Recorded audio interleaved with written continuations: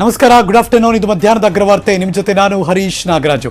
ಉಡುಪಿ ಕಲಬುರಗಿ ಬಳಿಕ ಹಾಸನದಲ್ಲಿ ಹಿಜಬ್ ವಿವಾದ ಶುರುವಾಗಿದೆ. ಹಾಸನಕ್ಕೂ ಕಾಲಿಟ್ಟಾಯಿತು ಹಿಜಬ್ ಹಾಗೂ ಕೇಸರಿ ಶಾಲ್ನ ಗಲಾಟೆ. ಹಿಜಬ್ ಧರಿಸಿ ಬಂದರು ಮುಸ್ಲಿಂ ವಿದ್ಯಾರ್ಥಿನಿಯರು. Breaking news.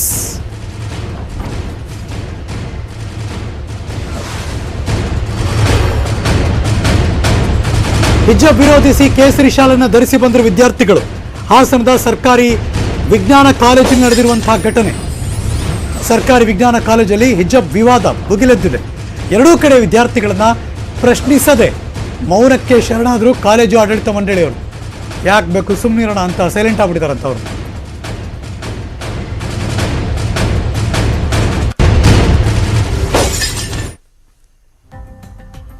ನೀವು ನೋಡ್ತಿರುವಂತಹ ದೃಶ್ಯ ಹಾಸನದ ಕಾಲೇಜು. ಇವರು ಕೇಸರಿ ಶಾಲಕ್ಕಂಬಂದರು, ಅವರು ಹಿಜಬ್ ಹಾಕೊಂಬಂದರು. ಆಡಳಿತ ಮಂಡಳಿಯವರು ಯಾರನ್ನೂ ಪ್ರಶ್ನೆ ಮಾಡಲಿಲ್ಲ, ಯಾಕೆ ಬೇಕು ಅಂತ ಅವರು ಸುಮ್ಮನೆ ಆಗ್ಬಿಟ್ಟಿದ್ದಾರೆ. ಇವ್ರ ಪಾಡಿಗೆ ಇವ್ರು ಹೋದರು. ಹಿಜಬ್ಬನ್ನು ವಿರೋಧಿಸಿ ಇವರು ಕೇಸರಿ ಶಾಲು, ಹಿಜಬ್ಬನ್ನು ಧರಿಸಿ ವಿದ್ಯಾರ್ಥಿನಿಯರು ಸದ್ಯಕ್ಕೆ ಸೈಲೆಂಟ್. ಪ್ರಶ್ನೆ ಅವರೂ ಮಾಡಿಲ್ಲ. ಇವ್ರ ಪಾಡಿಗೆ ಇವ್ರ ಪಾಠ ಕೇಳಕ್ಕೆ ಒಳಗೋರು.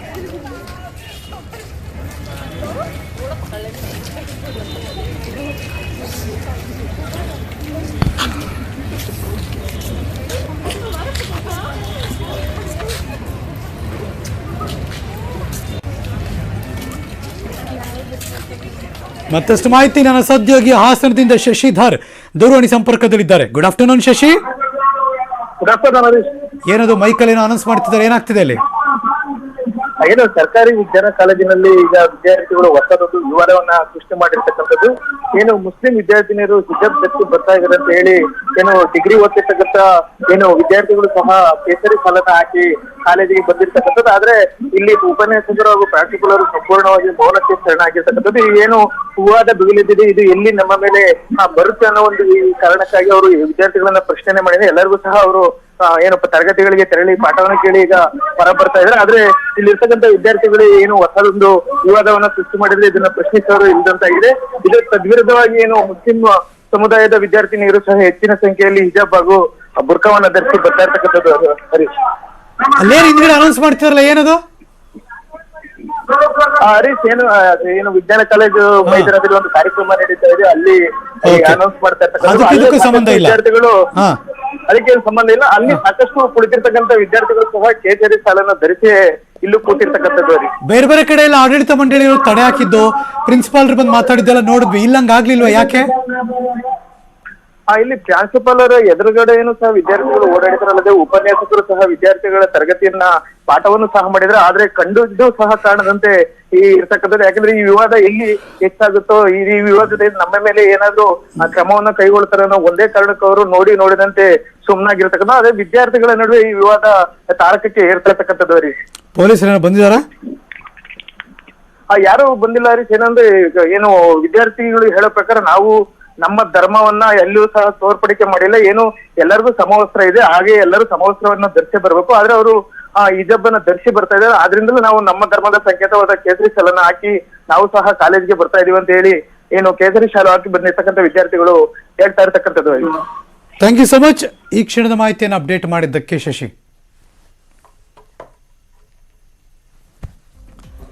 ಉಡುಪಿ ಕುಂದಾಪುರದಲ್ಲಿ ಹಿಜಬ್ ವಿವಾದ.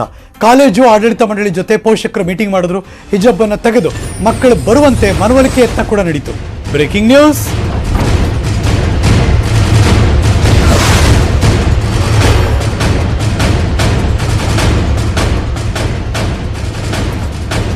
ಕುಂದಾಪುರ ಭಾಗದಲ್ಲಿ ಈಗಾಗಲೇ ಕಾಲೇಜು ರಜಾ ಕೊಟ್ಟಿದ್ದಾರೆ ನಿಜ, ಆದರೆ ಯಾರ್ಯಾರು ಮಕ್ಕಳು ಬರ್ತಾರೋ ಇನ್ನೊಂದು ಕಡೆ ಎಲ್ಲ ಹಿಜಬ್ಬನ್ನು ತೆಗೆದು ಬರೋದಕ್ಕೆ ಮನವೊಲಿಕೆ ಮಾಡಿದ್ರು. ಆದರೆ ಪೋಷಕರು ಒಪ್ಪಲಿಲ್ಲ. ಪ್ರಾಂಶುಪಾಲರಿಗೆ ಇವರೇ ಮನವಿ ಪತ್ರ ಕೊಟ್ಟರು. ತಲೆಗೆ ಸ್ಕಾರ್ಫ್ ತೊಡೋದಕ್ಕೆ ಅವಕಾಶ ಮಾಡಿಕೊಡ್ಬೇಕು ಅಂತ ಕೇಳಿದ್ದಾರೆ ಪೋಷಕರು. ನಾವು ಕುಂದಾಪುರದಲ್ಲಿ ಅನ್ಯೋನ್ಯತೆಯಿಂದ ಇದ್ದೀವಿ, ರಾಜಕೀಯ ಸಂಘಟನೆ ಈ ವಿಚಾರಕ್ಕೆ ಪ್ರವೇಶ ಆಗಬಾರದು. ಸಭೆ ಮುಗಿಸಿ ಬಂದ ಬಳಿಕ ಪೋಷಕರು ಅಭಿಪ್ರಾಯಪಟ್ಟಿದ್ದಾರೆ.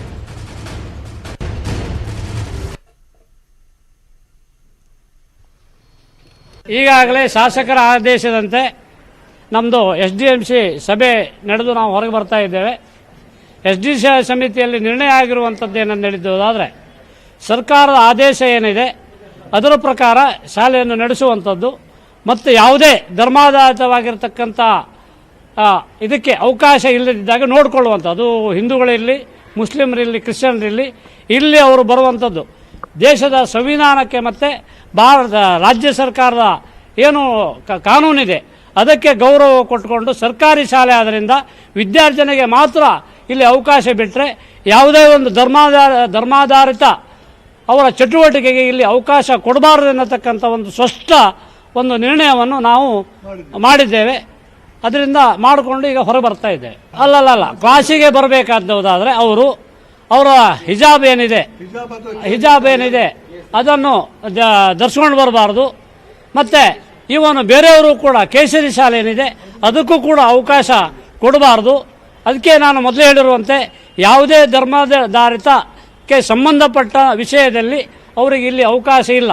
ಅದು ಇಸ್ಲಾಂ ಇರಲಿ, ಹಿಂದೂಗಳಿರಲಿ ಅಥವಾ ಕ್ರಿಶ್ಚಿಯನ್ ಇರಲಿ, ಎಲ್ರಿಗೂ ಒಂದು ಸರ್ಕಾರಿ ಶಾಲೆ ಆದ್ದರಿಂದ ಎಲ್ರಿಗೂ ಒಂದೇ ಥರದ ಕಾನೂನನ್ನು ಪಾಲಿಸುವ ಅವಕಾಶವನ್ನು ಮಾಡಿಕೊಡ್ಬೇಕಂತ ಹೇಳಿದ್ರೆ ಈಗಾಗಲೇ ನಾವು ನಿರ್ಣಯ ಮಾಡ್ಕೊಂಡು ಬರ್ತಾ ಇದ್ದೇವೆ. ಎಲ್ಲ ವಿದ್ಯಾರ್ಥಿಗಳು ಸಮವಸ್ತ್ರ ಧರಿಸಬೇಕು. ಅಲ್ಲಿ ಹಿಜಾಬ್ ಆಗಲಿ, ಕೇಸರಿ ಶಾಲೆ ಆಗಲಿ, ಮತ್ತೊಂದಾಗಲಿ ಏನಿಲ್ಲ. ಕ್ಲಾಸಿನೊಳಗೆ ಕೂತ್ಕೊಳ್ಳುವಾಗ ಎಲ್ಲ ವಿದ್ಯಾರ್ಥಿಗಳು ಸಮವಸ್ತ್ರವನ್ನು ಧರಿಸಿ ಪಾಠ ಕೇಳುವಾಗ ಕೂತ್ಕೊಳ್ಬೇಕು ಅಷ್ಟೇ. ವಿದ್ಯಾರ್ಥಿನ ಕೇಳಿದ್ರೆ ಏನ್ ಮಾಡ್ತೀರಾ ಸರ್? ಯಾವುದೇ ವಿದ್ಯಾರ್ಥಿನಿಯರು ಕೇಳಿದಾಗ ಏನಂತ ಆಪ್ಷನ್? ಅದಕ್ಕೆ ಸರಿಯಾದ ಸರ್ಕಾರದ ಆದೇಶ ಏನಿದೆ ನೋಡ್ಬೇಕು ನಾವು, ಅಥವಾ ನಾಳೆ ಕೋರ್ಟ್ ಆರ್ಡರ್ ಏನು ಬರ್ತದೆ ನೋಡ್ಬೇಕು. ಕೋರ್ಟ್ ಆರ್ಡರ್ ಬರ್ತದೆ, ಅದನ್ನು ನೋಡ್ಕೊಳ್ಬೇಕು ನಾವು ಡಿಸಿಷನ್ ತಗೊಳ್ಳಿಕ್ಕೆ ಆಗುದಿಲ್ಲ. ಸರ್ಕಾರದ ಆದೇಶ ಏನು ಹೇಳ್ತಾರೆ, ಅವ್ರನ್ನ ಕ್ಲಾಸ್ನಲ್ಲಿ ಇಟ್ಕೊಳ್ಬೇಕಾ, ಅವಕಾಶ ಕೊಡಬೇಕು ಬೇಡ ಅಂತ ಕೋರ್ಟ್ ಆದೇಶ ಬರ್ಬೋದು ಅಥವಾ ಸರ್ಕಾರದ ಆದೇಶ ಬರ್ಬೋದು. ಅದರ ಪ್ರಕಾರ ನಾವು ಇಲ್ಲಿ ಮಾಡ್ತಾರೆ ಅಷ್ಟೇ. ಯಾರ್ಯಾರಿದೆ ಸರ್ ಎಸ್ಡಿಎಂ ಮೀಟಿಂಗ್ ಅಲ್ಲಿ? ಯಾವುದೇ ಎಸ್ಡಿಎಂಸಿ ಮೀಟಿಂಗ್ ಯಾರು ಸದಸ್ಯರಿದ್ದಾರೆ, ಪ್ರಿನ್ಸಿಪಾಲ್ ಇದ್ದಾರೆ, ಉಪ ಪ್ರಾಂಶುಪಾಲರಿದ್ದಾರೆ, ಎಲ್ಲ SDMC ಸದಸ್ಯರಿದ್ದಾರೆ. ಫೈನಲಿ ಈಗ ಹಿಜಾಬ್ ಇಲ್ಲದೆ ಬರಬೇಕು ಮತ್ತು ಕೇಸರಿ ಶಾಲೆ ಇಲ್ಲದೆ ಬರ್ಬೇಕಂತ. ಹೌದು, ಕ್ಲಾಸಿನ ಒಳಗೆ ಕೂತ್ಕೊಳ್ಳುವಾಗ ಚೌಕಟ್ಟಿನಲ್ಲಿ ಪಾಠ ಕೇಳುವಾಗ ಇರಬಾರ್ದು. ಈಗ ವಿದ್ಯಾರ್ಥಿನಿಯರು ಅದನ್ನ ಪ್ರಿನ್ಸಿಪಲ್ ಹೇಳಿದ್ರು. ಆದ್ರೆ ಈಗ ವಿದ್ಯಾರ್ಥಿನಿಯರು ನನಗೆ ತೋರಿಸಿ ಅರ್ಜಿ ಏನು ಸರ್ಕಾರ ಆದೇಶ ತೋರಿಸಿ ಅನ್ನುವಂಥದ್ದು ಅವರ ಮಾತು. ಮತ್ತೆ ಆದೇಶ ಬರೋದಾದ್ರೆ ಯಥಾಸ್ಥಿತಿ ಏನು ಯೂನಿಫಾರ್ಮ್ ಇದೆ, ಯೂನಿಫಾರ್ಮ್ ಮೊದಲಿನೂ ಇದೆ, ಅದನ್ನು ಹಿಜಾಬ್ ಹಾಕೊಂಡು ಬರ್ಬೇಕಂತೇನಿಲ್ಲ. ಹಿಜಾಬ್ ಹಾಕೊಂಡು ಬರ್ದೆ ಯೂನಿಫಾರ್ಮ್ ನಲ್ಲಿ ಕೂತ್ಕೊಳ್ಬೇಕೀಗ. ಅವರ ಅಕ್ಕಂದಿರು ಅವರ ಹಿರಿಯರು ಕೂಡ ಹಾಕೊಂಡ್ ಬರ್ತಾ ಇದ್ದಾರೆ ಕಾಲೇಜಿಗೆ ಅಂತ ಹೇಳಿ. ನೋಡಿ, ಹಿರಿಯರು ಏನೋ ಮಾಡಿದ್ದಂತೇಳಿ ಈಗ ಅದೇ ತಪ್ಪು ಮುಂದರಿಬೇಕಂತೇನಿಲ್ಲ. ಹಿರಿಯರು ನಾವು ತಪ್ಪಾಗಿರ್ಬೋದು, ಶಾಲೆಯಲ್ಲಿ ಪ್ರಾಂಶುಪಾಲರು ಸರಿಯಾಗಿ ಡಿಸಿಷನ್ ತಪ್ಪಾಗಿರ್ಬೋದು ಬೇರೆ ಬೇರೆ ಕಾರಣಗಳಿಂದ. ಆ ತಪ್ಪನ್ನು ಸರಿಪಡಿಸಿ ಈಗ ಎಲ್ಲ ಒಂದೇ ಅಂತೇಳಿ ಭಾವನೆಯಿಂದ ಇರಬೇಕು. ಅವರ ಮನಸ್ಥಿತಿ ಏನಂದ್ರೆ ಈಗ ನಮ್ಮ ಮರ್ಯಾದೆ ಪ್ರಶ್ನೆ, ನಾವು ಹಿಜಾಬ್ ಹಾಕ್ಲೇಬೇಕು. ಇದರಲ್ಲಿ ಪ್ರೆಸ್ಟೀಜ್ ಇಶ್ಯೂ ತಗೋಬಾರ್ದು. ಯಾರ ಮರ್ಯಾದೆ ಪ್ರಶ್ನೆ ಇಲ್ಲ. ಶಾಲೆಯ ಹಿತದೃಷ್ಟಿ, ಮಕ್ಕಳ ಹಿತದೃಷ್ಟಿ, ಇದು ಯಾವುದು ಪೇರೆಂಟ್ಸ್ ಹಿತದೃಷ್ಟಿ, ಯಾರ ಒಂದು ಮರ್ಯಾದೆ ಪ್ರಶ್ನೆ ಪ್ರೆಸ್ಟೀಜ್ ಇಶ್ಯೂ ಇಲ್ಲಿ ಬರುವುದೇ ಇಲ್ಲ, ಅಥವಾ ನಿಮ್ಮ ಪ್ರೆಸ್ಟೀಜು ಬರುವುದಿಲ್ಲ. ಹುಡುಗರಿದ್ದಾರೆ ಕಾಲೇಜಲ್ಲಿ, ಜೆಂಟ್ಸ್ ಟೀಚರ್ಸ್ ಇದ್ದಾರೆ. ಜೆಂಟ್ಸ್ ಟೀಚರ್ಸ್ ಇದ್ರೇನವರು ಅಲ್ಲ, ಏನು ಮಾಡ್ಲಿಕ್ಕೆ ಆಗ್ತದೆ? ಜೆಂಟ್ಸ್ ಟೀಚರ್ ಇಲ್ದಿದ್ದುಂಟಾ? ಆವಾಗ ಜೆಂಟ್ಸ್ ಬರುವಾಗ ಲೇಡೀಸ್ ಟೀಚರ್ ಇರುವುದಿಲ್ವಾ? ಅದಕ್ಕೇನು ಮಾಡಲಿಕ್ಕಿಲ್ಲ. ಅದು ನಮ್ಮ ಮನಸ್ಥಿತಿಯನ್ನು ನಾವು ಅರ್ಥ ಮಾಡ್ಕೊಳ್ಬೇಕು. ನನ್ನ ಹೆಸರು ಅನಂತಕೃಷ್ಣ ಕೊಡ್ಗಿ. ಮನಸ್ಥಿತಿ ಅದು. ಯಾರು ನೋಡಿ, ನಾವು ಕರೆಕ್ಟ್ ಇದ್ದರೆ ಪ್ರಪಂಚವೇ ಕರೆಕ್ಟ್ ಇರ್ತದೆ. ಎಲ್ಲ ಸರಿ ಇರಬೇಕು, ಎಲ್ಲರೂ ಒಂದೇ. ಶಾಲೆಯಲ್ಲಿ ಯಾವುದಿರು ಬಡವ ದೊಡ್ಡವ ಜಾತಿ ಬೇರೆ. ಇನ್ನು ವಿದ್ಯಾರ್ಥಿಗಳನ್ನ ಮತ್ತು ಪೋಷಕರನ್ನ ನನ್ನ ಸಹೋದ್ಯೋಗಿ ಪರೀಕ್ಷಿತ್ ಶೇಟ್ ಮಾತಾಡಿಸಿದ್ದಾರೆ, ಬನ್ನಿ ನೋಡೋಣ. ಈಗ ವಿದ್ಯಾರ್ಥಿಗಳು ಏನು ಪೋಷಕರೊಟ್ಟಿಗೆ ಒಳಗೋಗಿ ಬಂದಿದ್ದಾರೆ, ಅವರನ್ನ ಕೂಡ ಮಾತಾಡ್ಸೋಣ. ಏನ್ ಹೇಳಿದ್ರು ಪ್ರಾಂಶುಪಾಲರು? ತಮ್ಮ ಪೋಷಕರು ಹೋಗಿದ್ರಿ, ಏನ್ ಹೇಳಿದ್ರು ಅಲ್ಲಿ? ನಮ್ದು ಮತ್ತೆ ಪ್ರಿನ್ಸಿಪಲ್ ಇಂದು ಯಾವುದೇ ರೀತಿಯ ಮಾತಾಗಿಲ್ಲ ಸರ್. ಏನು ಮಾತಾಗಿದೆಯೋ ಅದು ಪೇರೆಂಟ್ಸ್ ಮತ್ತೆ ಪ್ರಿನ್ಸಿಪಲ್ ಮಧ್ಯೆನೇ ಮಾತಾಗಿದೆ. ನಾವು ಯಾಕೆ ಹೋಗಿದ್ದಂದ್ರೆ ನಮ್ಮ ಸೈಡಿಂದ ಒಂದು ಮನವಿ ಪತ್ರ ಬರೆದಿದ್ದೇವೆ. ನಮಗೆ ನಮ್ಮ ಹಕ್ಕು ಬೇಕು, ರೈಟ್ ಬೇಕು, ಪರ್ಮಿಷನ್ ಯಾವುದೇ ಕಾರಣಕ್ಕೂ ಬೇಕೇ ಬೇಕು ಅಂತ ಒಂದು ಮನವಿ ಲೆಟರ್ ಬರೆದು ಸೈನ್ ಹಾಕಿ ಕೊಟ್ಟಿದ್ದೇವೆ ಅಷ್ಟೇ ಸರ್. ಇನ್ನು ನಮಗೆ ರಿಪೋರ್ಟ್ ಯಾವಾಗ ಸಿಗ್ತದೆಯೋ ಅದ್ರ ಮೇಲೆ ನಮ್ಮ ಪೇರೆಂಟ್ಸ್ ಏನು ಹೇಳ್ತಾರೆ ನಾವು ಅದಕ್ಕೆ ಬದ್ಧರಾಗಿದ್ದೀವಿ ಅಷ್ಟೇ. ಈ ಮೊದಲು ಹಾಕೊಂಡು ಬರ್ತಿದ್ರ ಹೇಗೆ? ಹೌದು, ಈಗಲ್ಲ, ಇದು ಒಂದೇ ದಿನದಿಂದ ಅಲ್ಲ, ತುಂಬಾ ವರ್ಷಗಳಿಂದ ನಾವು ಹಾಕೊಂಡು ಬರ್ತಿದ್ದೀವಿ. ಈಗ ಪ್ರಾಕ್ಟೀಸ್ ಮಾಡುವಂಥದ್ದಲ್ಲ ಇದು. ಆಬ್ವಿಯಸ್ಲಿ ಇವತ್ತು ಸಡನ್ ಏನೋ ನಮ್ಗೆ ಗೊತ್ತಿಲ್ಲ, ಇದು ಹೇಗೆ ಬಂತು, ಯಾಕೆ ಬಂತು, ಯಾರು ಮಾಡಿದ್ದಾರೆ, ಅದ್ರ ರಿಲೇಟೆಡ್ ಏನು ಆನ್ಸರ್ ನಮ್ಮ ಹತ್ರ ಇಲ್ಲ. ಸಡನ್ಲಿ ನಮಗೆ ಅನೌನ್ಸ್ ಮಾಡಿದ್ದಾರೆ ಹಾಕ್ಲಿಕ್ಕಿಲ್ಲ ಅಂತ.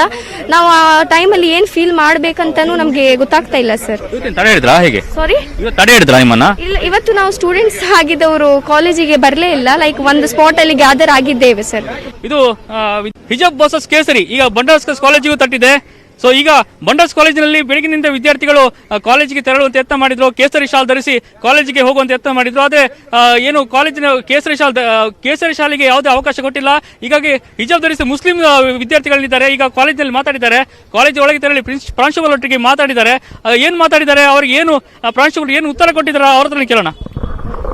ಏನು ಉತ್ತರ ಕೊಡ್ತೀರಾ? So principal, today when we came with the hijab, so we just wrote a letter and we were asking him to permit us to class, but and he said that he have full support on us. So 50% is getting support and remaining is on 8th Feb. So whatever the High Court decides. So we just want to study with the dignity, sir, with the education.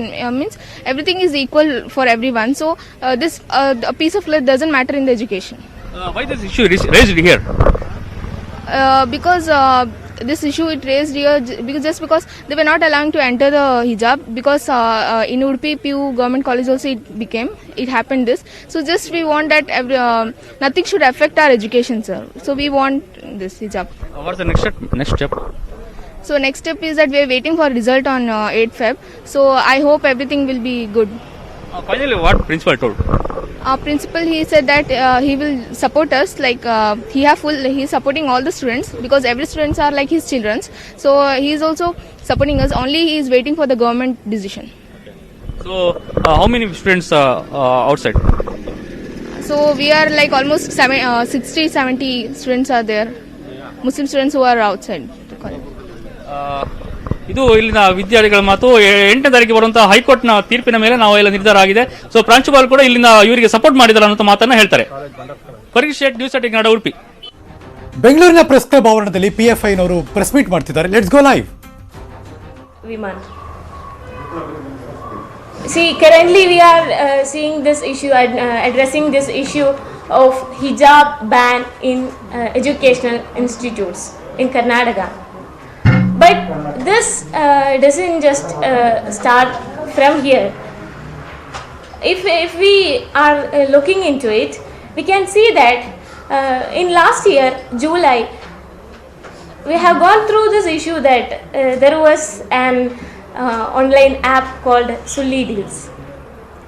The intention of this particular app was to auction Muslim women, to sell Muslim women who are renowned in the society.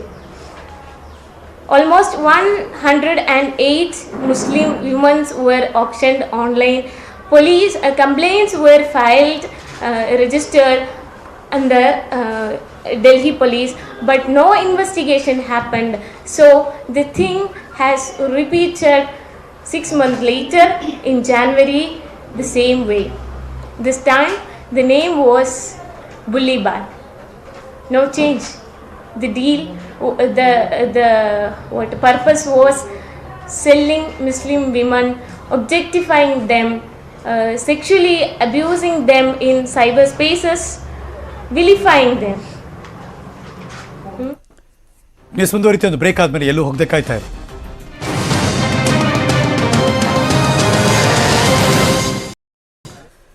Welcome back. ಚಿಕ್ಕಮಗಳೂರಲ್ಲೂ ಕೂಡ ಹಿಜಾಬ್ ಪ್ರತಿಭಟನೆ ನಡೀತಾ ಇದೆ. ಚಿಕ್ಕಮಗಳೂರಿನ IDSG ಕಾಲೇಜಿನಲ್ಲಿ ವಿದ್ಯಾರ್ಥಿಗಳು ಧರಣಿ ಮಾಡ್ತಿದ್ದಾರೆ. Breaking news.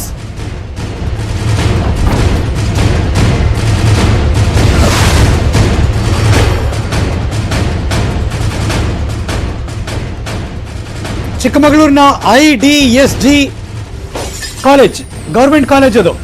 IDSG government college ವಿದ್ಯಾರ್ಥಿಗಳು ಧರಣಿ ಮಾಡ್ತಿದ್ದಾರೆ. ಹಿಜಾಬ್ ಧರಿಸೋದಕ್ಕೆ ಅವಕಾಶ ಕೊಡದಂತೆ ಆಗ್ರಹ. ಬೇರೆಯವರೆಲ್ಲ ಕೇಸರಿ ಶಾಲು ಧರಿಸಿ ಬಂದರು ವಿದ್ಯಾರ್ಥಿಗಳು. ಹಿಜಾಬ್ ನಿಷೇಧಕ್ಕೆ ಕೆಲ ವಿದ್ಯಾರ್ಥಿಗಳು ಆಗ್ರಹಿಸ್ತಾ ಇದ್ದಾರೆ. ಒಂದೇ ಸಮವಸ್ತ್ರ ಮಾಡಬೇಕು ಅಂತ ವಿದ್ಯಾರ್ಥಿಗಳ ಆಗ್ರಹ. ಹಿಜಾಬ್ ಅಂದ್ರೆ ಈಗ ನೋಡ್ಬೋದು, ಶಾಲಾ ಕಾಲೇಜಲ್ಲಿ ಒಂದೇ ರೀತಿಯ ಸಮಾನತೆ ಇರಬೇಕು ಮತ್ತೆ ಒಂದೇ ರೀತಿಯ ಸಮವಸ್ತ್ರ ಇರಬೇಕು ಅಂತ ಹೇಳ್ತಾರೆ. ಆದರೆ ಕೆಲವೊಂದು ಧಾರ್ಮಿಕ ಜನರೇನು ಮಾಡ್ತಿದ್ದಾರೆ ಅಂದರೆ ಶಾಲಾ ಕಾಲೇಜುಗಳಲ್ಲಿ ಬೇರೆ ಒಂದು ಸಮವಸ್ತ್ರವನ್ನು ಹಾಕಿ ವಿದ್ಯಾರ್ಥಿಗಳ ನಡುವೆ ಒಂದು ಕೋಮುಗಲಭೆ ಉಂಟು ಮಾಡುವಂಥ ಸನ್ನಿವೇಶನ ಕ್ರಿಯೇಟ್ ಮಾಡ್ತಿದ್ದಾರೆ. ಸೊ ಹಾಗಾಗಿ ನಾವೇನು ಮಾಡಿದ್ವಿ ಅಂದರೆ ಸ್ವಲ್ಪ ಜನ ವಿದ್ಯಾರ್ಥಿಗಳು ಕೇಸರಿ ಶಾಲನ್ನು ಹಾಕೊಂಡು ಇವತ್ತು ಕಾಲೇಜಿಗೆ ಧಾವಿಸಿದ್ದೀವಿ. ಕೇವಲ ಸ್ವಲ್ಪ ಜನ ಅಷ್ಟೇ ಇವತ್ತು ಕೇಸರಿ ಶಾಲೆ ಹಾಕೊಂಡು ಧಾವಿಸಿದ್ದೀವಿ. ಉತ್ತರ ಕರ್ನಾಟಕ ಕೂಡ ವ್ಯಾಪಿಸಿದೆ ಈ ಹಿಜಾಬ್ ವಿವಾದ. ಹಿಜಾಬ್ ಅನ್ನು ಬೆಂಬಲಿಸಿ ಕಲಬುರಗಿಯಲ್ಲಿ ಭಾರೀ ಪ್ರತಿಭಟನೆ ಆಯಿತು. ಹಿಜಾಬ್ಗೆ ಅವಕಾಶ ನೀಡಬೇಕು ಅಂತ ವಿದ್ಯಾರ್ಥಿನಿಯರು ಮನವಿ ಮಾಡಿದ್ರು. Breaking news.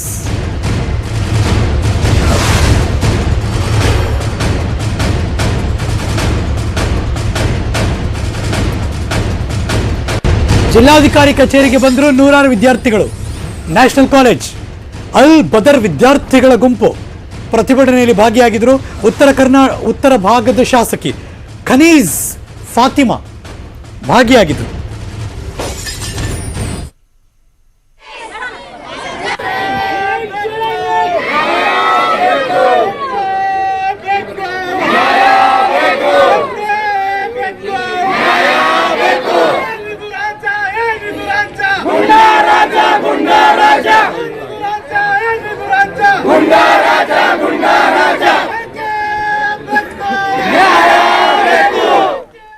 ಹಿಜಾಬನ್ನು ಧರಿಸಿ ಕಾಲೇಜ್ಗೆ ಹೋಗೋದಕ್ಕೆ ಅವಕಾಶ ಬೇಕು. ಸರ್ಕಾರ ಹೇಗೆ ಹಿಜಾಬ್ ಬ್ಯಾನ್ ಮಾಡುತ್ತೆ ನಾನು ನೋಡೇ ಬಿಡ್ತೀನಿ. ಕಲಬುರಗಿಯ ಉತ್ತರ ಭಾಗದ ಕಾಂಗ್ರೆಸ್ನ ಶಾಸಕಿ ಖನೀಜಾ ಫಾತಿಮಾ ಹೇಳಿಕೆ. Breaking news.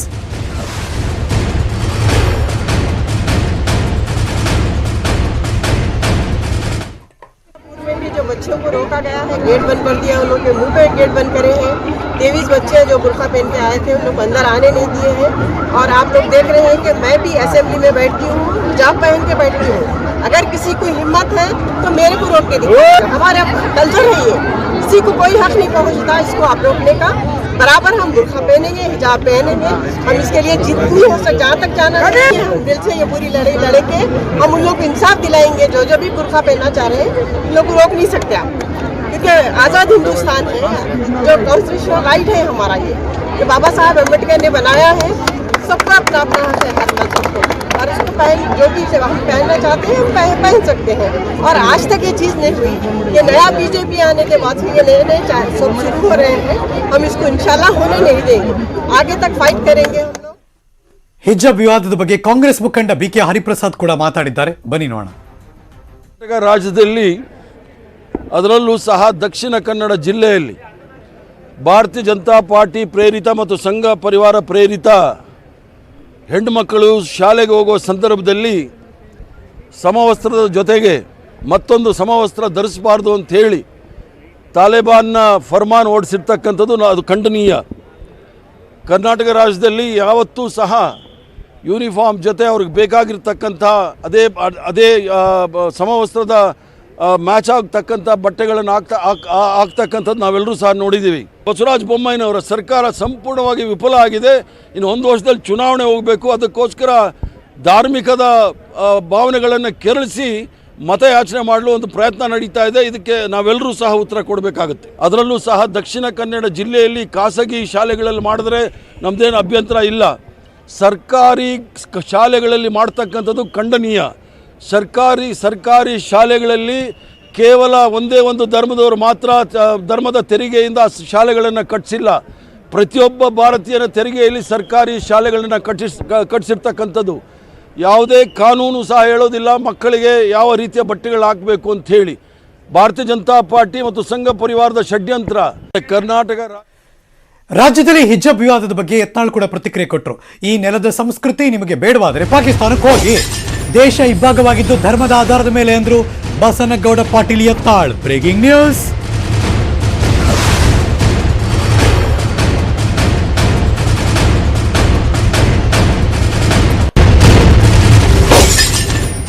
ಗಾಂಧೀಜಿ ನಿಮಗಾಗಿಯೇ ಪಾಕಿಸ್ತಾನ ಮಾಡಿಕೊಟ್ಟಿದ್ದಾರೆ. ದೇಶದ ನಾಯಕರು ಆತ್ಮಾವಲೋಕನ ಮಾಡಿಕೊಳ್ಬೇಕು. ಮೈಸೂರಲ್ಲಿ ಬಸನಗೌಡ ಪಾಟೀಲ್ ಯತ್ನಾಳ್ ಹೇಳಿಕೆ.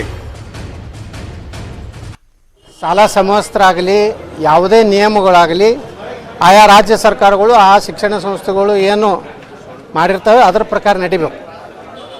ಇವತ್ತು ಉದ್ದೇಶಪೂರ್ವಕವಾಗಿ ಇವತ್ತು ಹಿಜಾಬ್ ಹಾಕೊಂಡು ಬರ್ತಿರತ್ತಾರೆ, ನಾಳೆ ನಮ್ಮ ಶಾಲೆಯೊಳಗೆ ಒಂದು ಮಸೂದೆ ಕಟ್ಟಿ ಕೊಡುತ್ತಾರೆ, ನಾಳೆ ಮತ್ತೊಂದು ಬೇಡಿಕೆಗಳನ್ನು ಇಡ್ತಾರೆ. ಇದು ಒಂದು ರೀತಿ ಅಂಥವ್ರಿಗೆ ಏನು ಬೆಂಬಲ ಕೊಡುವಂಥವ್ರು ನಿಜವಾಗಿ ಅವರೇ ದೇಶದ್ರೋಹಿಗಳು. ಅದಕ್ಕೆ ನಾವು ಯಾವುದೇ ಮುಲಾಜಿಲ್ಲಾರ್ದೇ ಇಂಥ ಚಟುವಟಿಕೆಗಳನ್ನ ಹತ್ತಿಕ್ಕಬೇಕು. ಇದರ ಹಿಂದೆ ಯಾರು ಅದಾರ ಅನ್ನೋಂಥದ್ದು ಜನರ ಮುಂದೆ ಅವ್ರನ್ನ ತರಬೇಕು. ರಾಜ್ಯದಲ್ಲಿ ಅಶಾಂತಿ ಮೂಡಿಸಲಿಕ್ಕೆ ವ್ಯವಸ್ಥಿತವಾಗಿ ಇದರ ಹಿಂದೆ ಒಂದು ದೊಡ್ಡ ದೇಶ ವಿರೋಧಿ ಸಂಘಟನೆಗಳ ಒಂದು ಕೈ ಇದೆ ಅಂತೇಳಿ ನಾನು ಹೇಳಕ್ಕೆ ಬಯಸ್ತಾ ಇದ್ದೀನಿ. ಭಾರತದ ಸಂಸ್ಕೃತಿ ಆಧಾರ ಮೇಲೆ ನಮ್ಮ ದೇಶ ಇದೆ. ನಿಮಗಾಗಿ ಪಾಕಿಸ್ತಾನ ಕೊಟ್ಟು ಬಿಟ್ಟಿವಲ್ಲ, ನೀವು ಹಿಜಾಬರೇ ಹಾಕ್ಕೊಂಡು ಹೋಗ್ರಿ, ಹಂಗೇರೆ ಹೋಗ್ರಿ ಶಾಲಿಗೆ. ನಿಮ್ಮ ಪಾಕಿಸ್ತಾನ ಒಡೆದು ಕೊಟ್ಟಿದ್ದ ಉದ್ದೇಶ ಏನು? ಇವರು ಈ ದೇಶದ ಅನ್ನ ತಿಂದು, ಈ ದೇಶದ ನೀರು ಕುಡಿದು, ನಮ್ಮ ದೇಶದ ವಿರುದ್ಧ ಚಟುವಟಿಕೆ ಏನು ಮಾಡ್ತಾ ಇದ್ದಾರೆ. ನಾನು ಕೇಳಿದ್ರೆ ಮದ್ರಾಸಾಗಳನ್ನು ಸಹ ಕರ್ನಾಟಕದಲ್ಲಿ ಬಂದ್ ಮಾಡಬೇಕು, ಉರ್ದು ಶಾಲೆಗಳನ್ನು ಬಂದ್ ಮಾಡಬೇಕು. ಕಲೀಲಿದ್ರೆ ಕನ್ನಡ ಕಲೀರಿ, ಇಲ್ಲಾಂದ್ರೆ ನೀವು ಪಾಕಿಸ್ತಾನಕ್ಕೆ ಹೋಗ್ರಿ. ಇಲ್ಲೇ ನ್ಯೂಸ್ ಮುಂದುವರಿಯುತ್ತೆ. ಮತ್ತೊಂದು ಬ್ರೇಕ್ ಆದಮೇಲೆ ಕಾಯ್ತಾ ಇರಿ.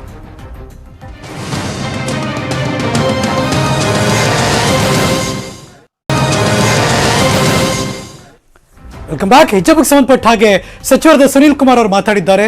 ಬಿಜೆಪಿಯ ರಾಜ್ಯಾಧ್ಯಕ್ಷ ನಳಿನ್ ಕುಮಾರ್ ಕಟೀಲ್ ಕೂಡ ಮಾತಾಡಿದ್ದಾರೆ. ಅವರಿಬ್ಬರು ಏನೇನು ಮಾತಾಡಿದ್ರು ಬನ್ನಿ ನೋಡೋಣ. ಇದೊಂದು ಬಹಳ ವ್ಯವಸ್ಥಿತವಾದಂಥ ಷಡ್ಯಂತ್ರ. ಹಿಜಾಬ್ ಇರ್ಬೋದು, ಬುರ್ಕಾ ಇರ್ಬೋದು, ಇತ್ಯಾದಿಗಳನ್ನು ಮನೆಯಿಂದ ಶಾಲೆಯ ಕಾಂಪೌಂಡಿನ ತನಕ ಹಾಕ್ಕೊಂಡು ಬರಲಿ. ಅದಾದ ನಂತರ ತರಗತಿಗಳಲ್ಲಿ ಕೂತ್ಕೊಳ್ಬೇಕಾದ್ರೆ ಎಲ್ಲ ವಿದ್ಯಾರ್ಥಿಗಳ ಥರನೇ ಸಮವಸ್ತ್ರದಲ್ಲಿ ಕೂತ್ಕೊಳ್ಬೇಕು ಅನ್ನುವಂಥದ್ದು ಸಂಪ್ರದಾಯ.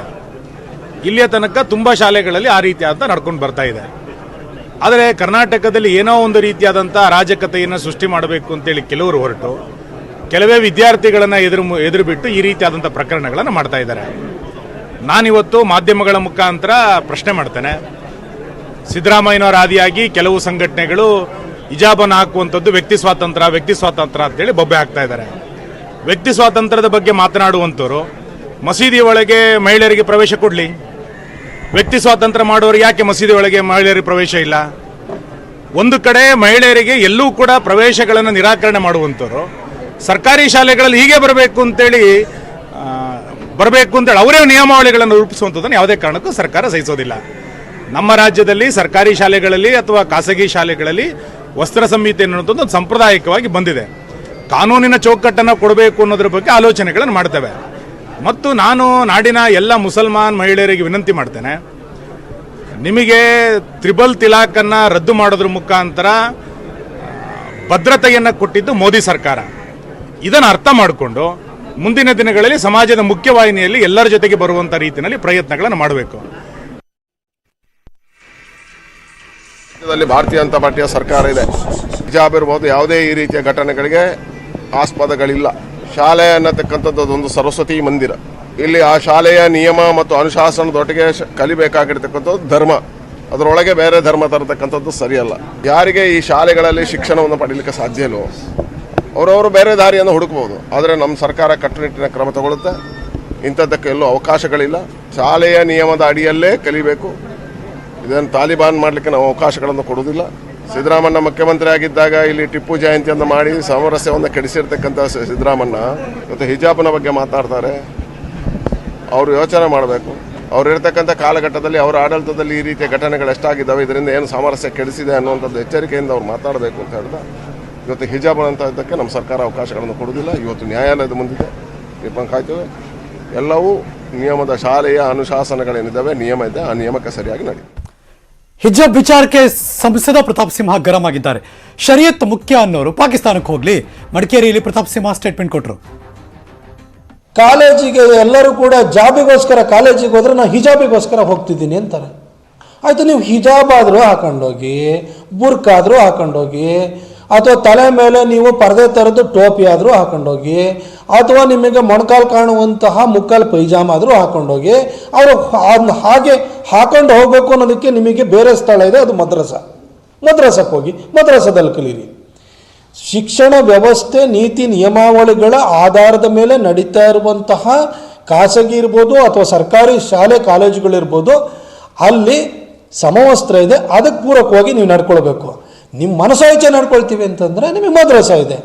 ಆಮೇಲೆ ನಿಮಗೆ ನಮ್ಮ ಏನು ಶರಿಯಾನೇ ಮುಖ್ಯ, ನಮ್ಮ ಧರ್ಮನೇ ಮುಖ್ಯ, ಹಿಂಗೆಲ್ಲ ಹೇಳೋದಾದರೆ ನಿಮಗೆ 1947 ನಿಮಗೆ ಪ್ರತ್ಯೇಕವಾಗಿ ದೇಶ ಕೊಟ್ಬಿಟ್ಟವಲ್ಲ, ಅವತ್ತು ಹೋಗ್ಬಿಡ್ಬೋದಿತ್ತಲ್ಲ, ನಾವು ಅಲ್ಲೇ ಇಟ್ಬಿಡ್ತೀವಿ ಅಂತ ಹೇಳಿ.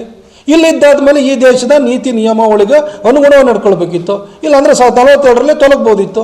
ಕೊಟ್ಟಿರಲಿಲ್ವ ಎರಡು ದೇಶನ, ಎರಡೆರಡು ಭಾಗ, ಒಂದು ಈ ದೇಶನ 3 ಭಾಗ ಮಾಡಿ 2 ಭಾಗ ನಿಮಗೆ ಕೊಟ್ಟಿಲ್ವಾ? ಅವಾಗಲೇ ಹೋಗ್ಬೋದಿತ್ತಲ್ಲ, ಯಾಕೆ ಉಳ್ಕೊಂಡ್ರಿ? ಅವನು ಮತ್ತೆ ಕೇಳಿ, ನಿಮ್ಮಲ್ಲೇನೋ ಗಣೇಶ ಇದು ಪೂಜೆ ಮಾಡಲ್ವಾ, ಶಾರದೆ ಪೂಜೆ ಮಾಡಲ್ವಾ, ಕುಂಕುಮ ಮಾಡಲ್ವಾ, ಬಳೆ ತೊಡಲ್ಲ? ನಾನು ಈ ಥರ ಪ್ರಶ್ನೆ ಕೇಳ್ತಾರವ್ರಿಗೆ ಹೇಳಲಿಕ್ಕೆ ಇಷ್ಟಪಡ್ತೀನಿ.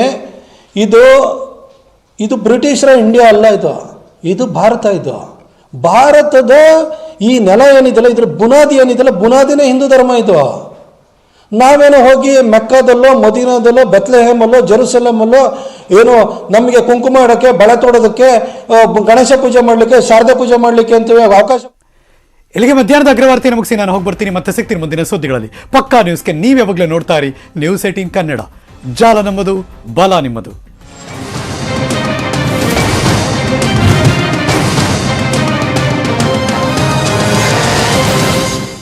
ಈ ವಾರ್ತೆಯ ಮುಖ್ಯಾಂಶಗಳ ಪ್ರಾಯೋಜಕರು